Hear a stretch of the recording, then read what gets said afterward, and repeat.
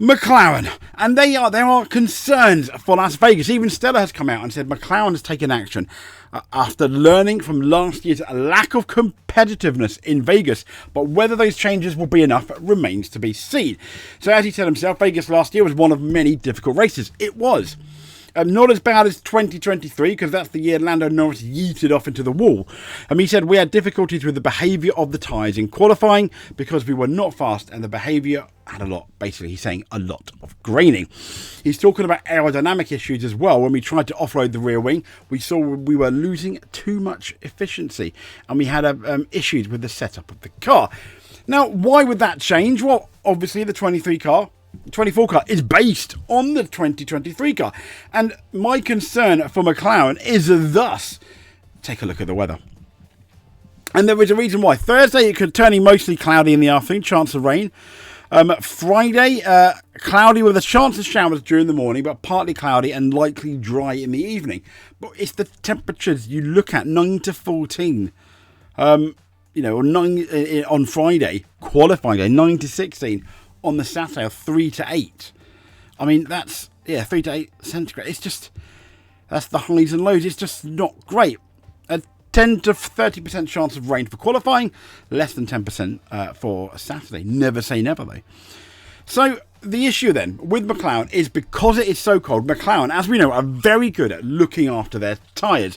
But as you can see, when you're looking at 7 to 14 degrees centigrade as a high, and that's the highest it's going to get throughout the whole weekend, with a lowest of 3 to 8 degrees centigrade, that's not exactly hot. That's not exactly looking after your tyre McLaren speciality territory.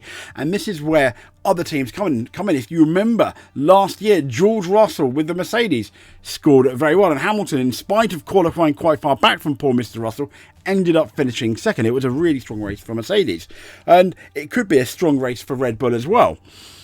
But it may not be a strong race for McLaren. And I think we have 3 races left. We have Las Vegas, Qatar with the sprint, and Abu Dhabi. And I think this is the one race where McLaren may struggle. They'll have their mojo back, I'm sure, in Qatar and Abu Dhabi. It's very McLaren circuit friendly. But even Lando Norris is slightly concerned. He fears Las Vegas trouble as he hits back at media criticism as well. This is from Autosport a couple of days ago. McLaren failed to qualify, finished in the top 5 of Las Vegas race last season, and Lando Norris expects another difficult weekend. He's openly expecting McLaren to struggle again. And I mean, it says here, again, as Las Vegas, as the team gets a first chance to steal... they're not going to steal the Formula 1. Oh, they could steal the Formula 1 driver's crown. Yeah, guaranteed. If Max Verstappen basically doesn't beat either of them, there's a very good chance that then he's out of the championship. But this is where this could be Max Verstappen territory, where if McLaren struggle, he could take quite a few points and still just about keep that title hope flame flickering slightly. But Norris, as we know, he leads third place Max Verstappen with 49 points in the standings, it says, and needs to bring that gap to 58 points. But the Nevada track proved McLaren's toughest challenger last year, with the last year's McLaren car struggling badly. As you heard Andrea Stella, it was all about the graining, to the extent that Norris and his team at Oscar Piastri, they failed to basically qualify or finish in the top 5, and we'll get into that in a bit. He said it's very difficult, super low grip. I feel like I could drive a road car quicker than we drive at the minute, Norris had telling after practice. And I imagine they just couldn't get, I'd like to think it just couldn't get the tyres warm. Very similar to Mercedes with Lewis Hamilton at Brazil. The reason he did so bad in qualifying, he just couldn't switch on, particularly those rear tyres. Now, fast forward 12 months for McLaren, as we know, it's been overwhelmingly dominated the 2025 season through a fair amount of the races, at least on the constructors front. And even Stella said Vegas shouldn't be as much of a challenge. He's adopting a more optimistic approach.